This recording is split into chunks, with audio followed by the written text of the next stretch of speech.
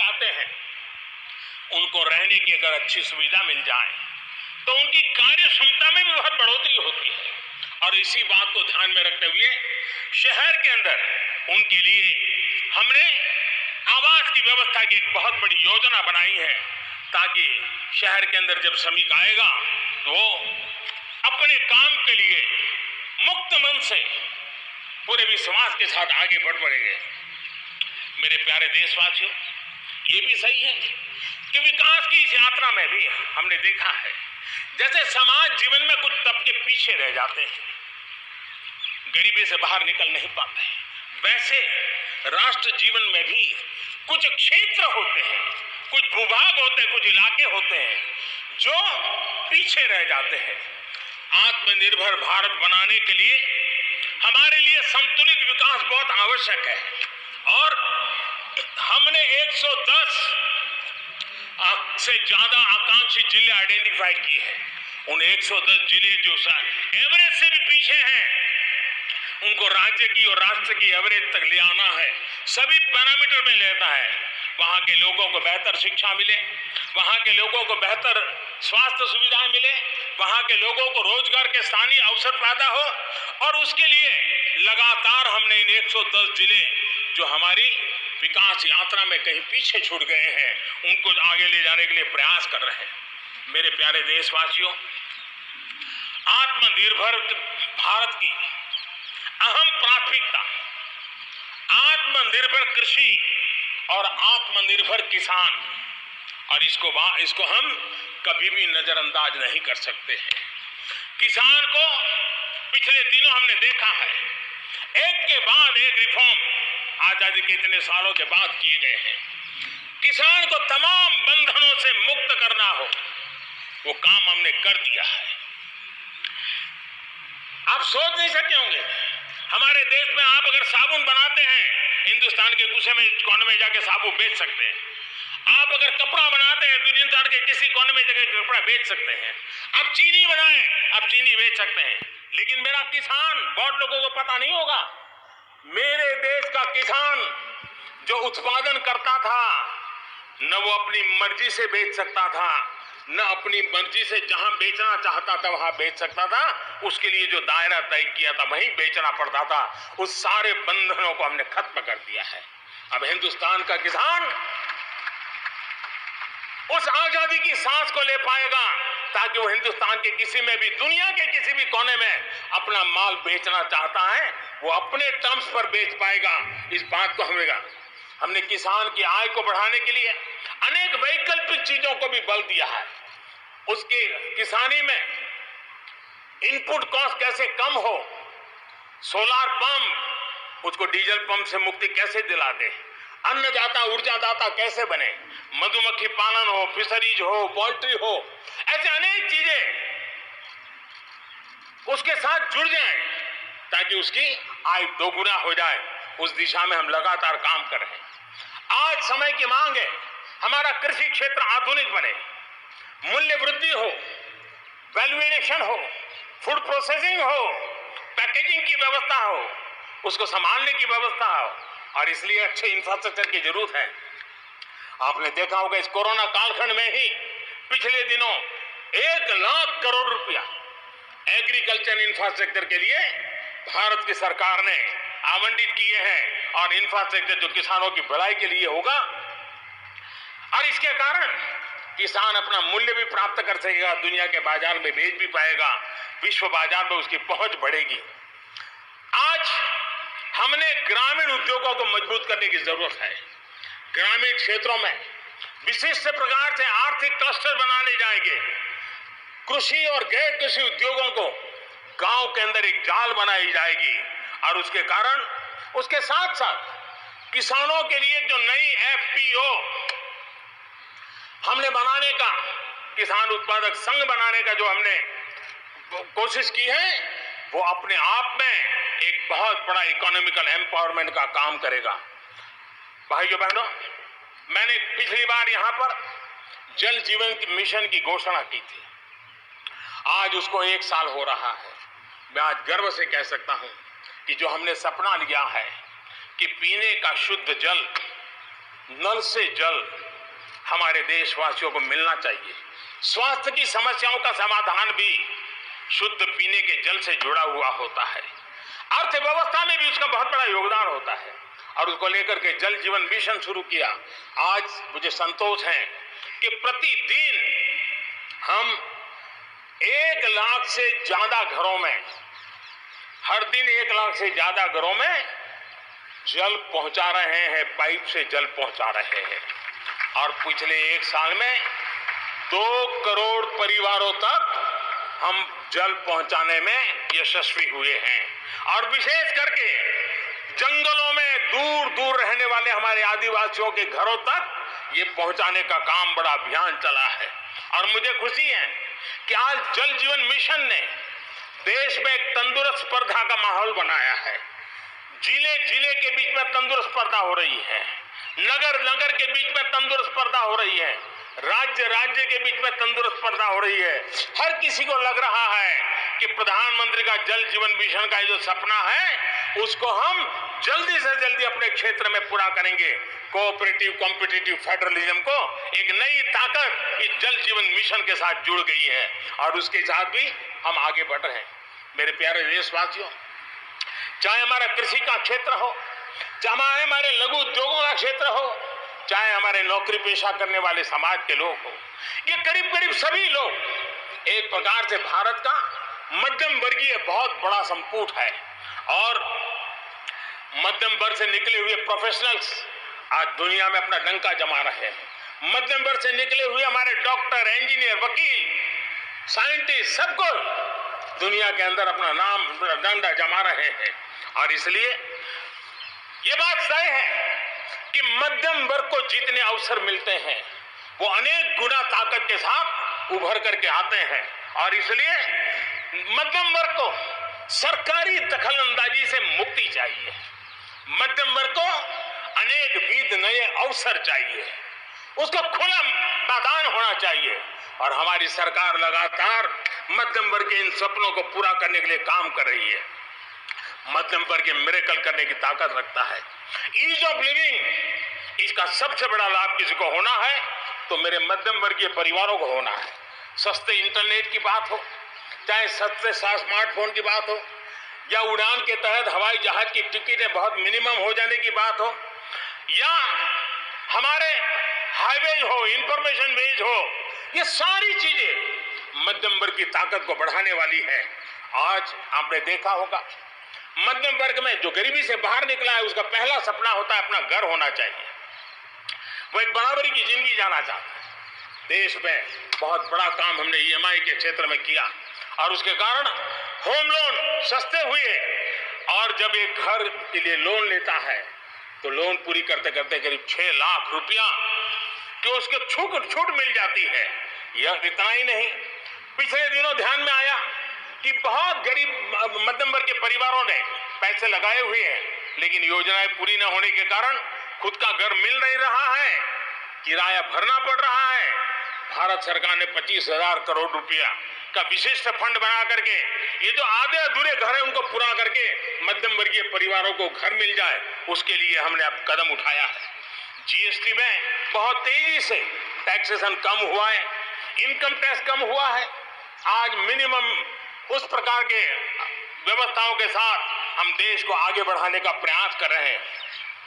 Cooperative बैंकों को RBI से जोड़ना ये अपने आप में मध्यम वर्गीय परिवारों के पैसों को सुरक्षित रखने की गारंटी इसके साथ जुड़ी हुई है।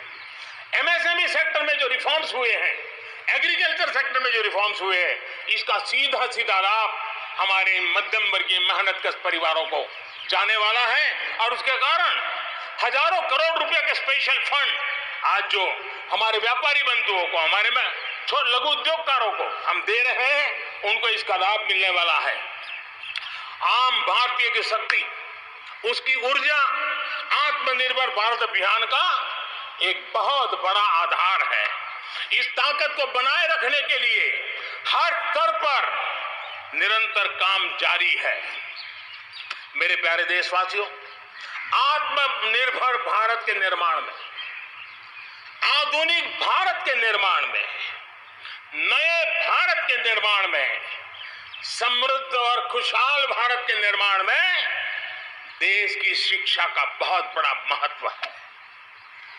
इसी सोच के साथ देश को 3 दशक के बाद नई राष्ट्रीय शिक्षा नीति देने में हम आज यशस्वी हुए हैं और हिंदुस्तान के हर कोने में इसकी स्वागत के समाचार एक नई ऊर्जा, नए विश्वास दे रहे हैं। ये शिक्षा, ये राष्ट्रीय शिक्षा नीति हमारे विद्यार्थियों को जड़ से जोड़ेगी, लेकिन साथ साथ उसको एक ग्लोबल सिटीजन बनाने का भी पूरा सामर्थ्य देगी। वो जड़ों से जुड़ा होगा, लेकिन उसका सर आसमान की ऊंचाइयों को छूता होगा। आज आपने देखा होगा राष्ट्रीय शिक्षा नीति में एक विशेष बल दिया गया है नेशनल रिसर्च फाउंडेशन का, क्योंकि देश को प्रगति करने के लिए इनोवेशन बहुत आवश्यक होता है। इनोवेशन को जितना बल मिलेगा, रिसर्च को जितना बल मिलेगा, उतना ही देश को आगे ले जाने में और कॉम्पिटिटिव वर्ल्ड के अंदर आगे बढ़ने में बहुत ताकत मिलेगी। आपने सोचा होगा, क्या कभी इतना तेजी से गांव तक ऑनलाइन क्लासेस का इतना माहौल बन जाएगा?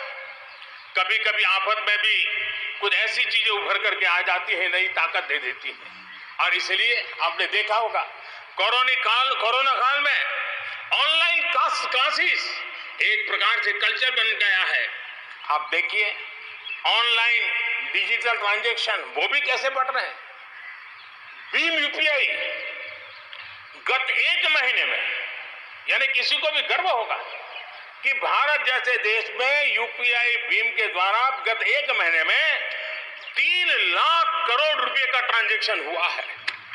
ये अपने आप में हम किस प्रकार से बदली हुई स्थितियों को स्वीकार करने लगे हैं, ये इसका नमूना है। आप देखते हैं 2014 से पहले हमारे देश में 5 दर्जन पंचायतों में ऑप्टिकल फाइबर था। गत 5 वर्ष में 1.5 लाख ग्राम पंचायतों तक ऑप्टिकल फाइबर नेटवर्क पहुंच चुका है, जो आज इतना मदद कर रहा है। सभी पंचायतों में पहुंचने के लक्ष्य के साथ हमने काम शुरू किया था। जो 1 लाख पंचायतें बाकी हैं, वहां भी तेजी से काम चल रहा है, लेकिन बदली पड़ी हुई परिस्थिति में गांव की भी डिजिटल इंडिया में भागीदारी अनिवार्य बन गई। गांव के लोगों को भी इस प्रकार की ऑनलाइन सुविधाओं की जरूरत बढ़ गई है। इसको ध्यान में रखते हुए पहले जो हमने कार्यक्रम बनाया था, हर पंचायत तक पहले पहुंचेंगे, लेकिन आज मैं आपसे बताना चाहूंगा कि अब हमने तय किया है कि सभी 6 लाख से ज्यादा जो हमारे गांव है, उन सभी गांवों में ऑप्टिकल फाइबर नेटवर्क पहुंचाया जाएगा। जरूरत बदली है तो हमने प्रायोरिटी भी बदली है। 6 लाख से अधिक गांवों में हजारों लाखों किलोमीटर ऑप्टिकल फाइबर का काम चलाया जाएगा और हमने तय किया है 1000 दिन में 1000 दिन के अंदर अंदर देश के 6 लाख से अधिक गांव में ऑप्टिकल फाइबर नेटवर्क काम पूरा कर दिया जाएगा। बदलती हुई टेक्नोलॉजी में साइबर स्पेस, ये हमारी निर्भरता बढ़ती ही जाने वाली है, लेकिन साइबर स्पेस में खतरे भी जुड़े हुए होते हैं। भली भांति दुनिया इससे अब परिचित है और इनसे देश के सामाजिक ताने बाने, हमारी अर्थव्यवस्था और हमारे देश के विकास पर भी खतरे पैदा करने का ये आसान मार्ग बन सकता है। और इसलिए भारत इसमें बहुत सचेत है, भारत बहुत सतर्क है और इन खतरों का सामना करने के लिए फैसले ले रहा है। इतना ही नहीं, नई व्यवस्थाएं भी लगातार विकसित की जा रही है। बहुत ही अल्प समय में नई साइबर सुरक्षा रणनीति, इसका एक पूरा खाका देश के सामने आएगा। आने वाले समय में सब इकाइयों को जोड़ करके हम इस साइबर सिक्योरिटी के अंदर सबको एक साथ चलना पड़ेगा। उसके लिए आगे बढ़ने की रणनीति बनाएंगे। मेरे प्यारे देशवासियों, भारत में महिला शक्ति को जब जब भी अवसर मिले उन्होंने देश का नाम रोशन किया, देश को मजबूती दी है। महिलाओं को स्वरोजगार और रोजगार के समान अवसर देने के लिए आज देश प्रतिबद्ध है। आज भारत में महिलाएं अंडरग्राउंड कोयले की खदान में काम कर रही हैं, तो आज मेरे देश की बेटियां फाइटर प्लेन भी उड़ा करके आसमान की बुलंदियों को चूम रही है। आज भारत दुनिया के उन देशों में है जहां नौसेना और वायुसेना में महिलाओं को कॉम्बैट रोल में शामिल किया जा रहा है। गर्भवती महिलाओं को सैलरी के साथ 6 महीने की छुट्टी देने का फैसले की बात हो। हमारे देश की महिलाएं जो 3 तलाक के कारण पीड़ित रहती थी, वैसी हमारी मुस्लिम बहनों को मुक्ति दिलाने, आजादी दिलाने का काम हो। महिलाओं के आर्थिक सशक्तिकरण की बात हो। 40 करोड़ जो जनधन खाते खोले गए हैं, उसमें 22 करोड़ खाते हमारी बहनों के हैं। कोरोना काल में करीब 30,000 करोड़ रुपए इन बहनों के खाते में जमा कर दिए गए हैं। मुद्रा लोन 25 करोड़ के करीब मुद्रा लोन दिए गए, उसमें 70% मुद्रा लोन लेने वाली हमारी माताएं बहनें हैं। प्रधानमंत्री आवास योजना के तहत जो खुद का घर मिल रहा है, उसमें अधिकतम रजिस्ट्री भी महिलाओं के नाम हो रही है। मेरे प्यारे देशवासियों, गरीब बहन बेटियों की बेहतर स्वास्थ्य की भी चिंता ये सरकार लगातार कर रही है। हमने जन औषधि केंद्र के अंदर 1 रुपये में सैनिटरी पैड पहुंचाने के लिए एक बहुत बड़ा काम किया। 6,000 जन औषधि केंद्रों में पिछले थोड़े से समय में ही करीब 5 करोड़ से ज्यादा सैनिटरी पैड हमारी इन गरीब महिलाओं तक पहुंच चुके हैं। बेटियों में कुपोषण खत्म हो, उनकी शादी की सही आयु क्या हो, इसके लिए हमने कमेटियां बना के रचना की है। उसका रिपोर्ट आते ही बेटियों की शादी की उम्र के बारे में भी उचित फैसले लिए जाएंगे। मेरे प्यारे देशवासियों, इस कोरोना के सेक्टर में कालखंड में हेल्थ सेक्टर की तरफ ध्यान जाना बहुत स्वाभाविक है, और इसलिए आत्मनिर्भर की सबसे बड़ी सीख हमें हेल्थ सेक्टर ने इस संकट के काल में सिखा दी है, और उस लक्ष्य में प्राप्त करने के लिए हमें आगे भी बढ़ना है। अब देखिए, कोरोना के समय, उसके पूर्व हमारे देश में सिर्फ एक लैब थी टेस्टिंग के लिए। आज 1400 लैब्स का नेटवर्क है, हिंदुस्तान के हर कोने में फैला हुआ है।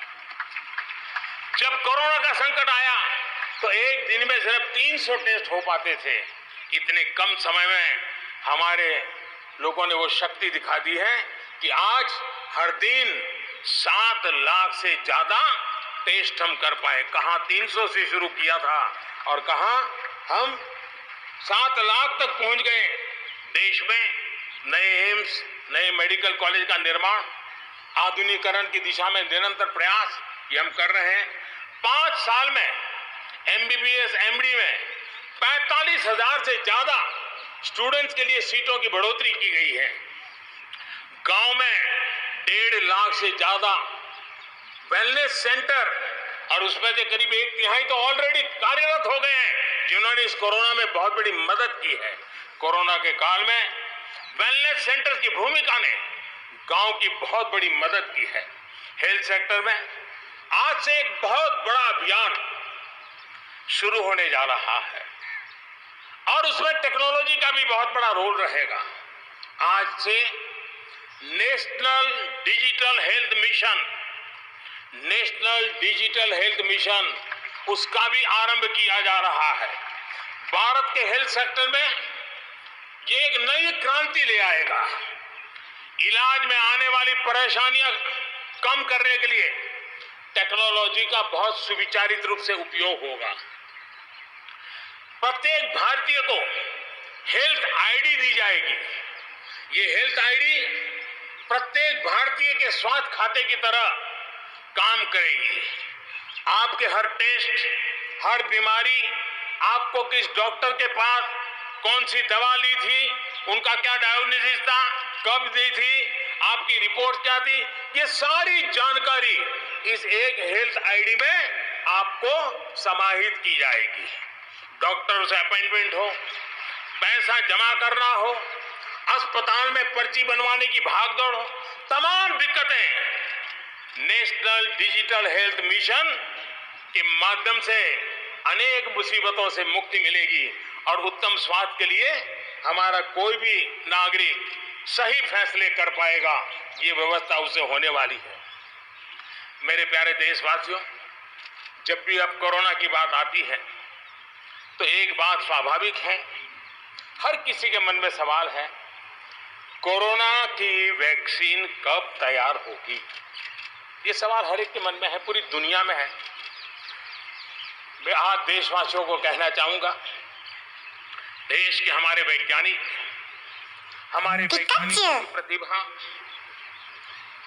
एक ऋषि मुनि की तरह लेबोरेटरी में जी जान से जुटे हुए अखंड एक निष्ठ तपस्या कर रहे हैं, बड़ी कड़ी मेहनत कर रहे हैं और भारत में एक नहीं, दो नहीं,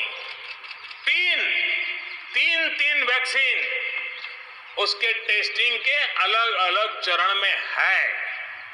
वैज्ञानिकों से जब हरी झंडी मिल जाएगी, बड़े पैमाने पर प्रोडक्शन होगा और उसकी तैयारियां भी पूरी तरह रेडी हैं और तेजी से प्रोडक्शन के साथ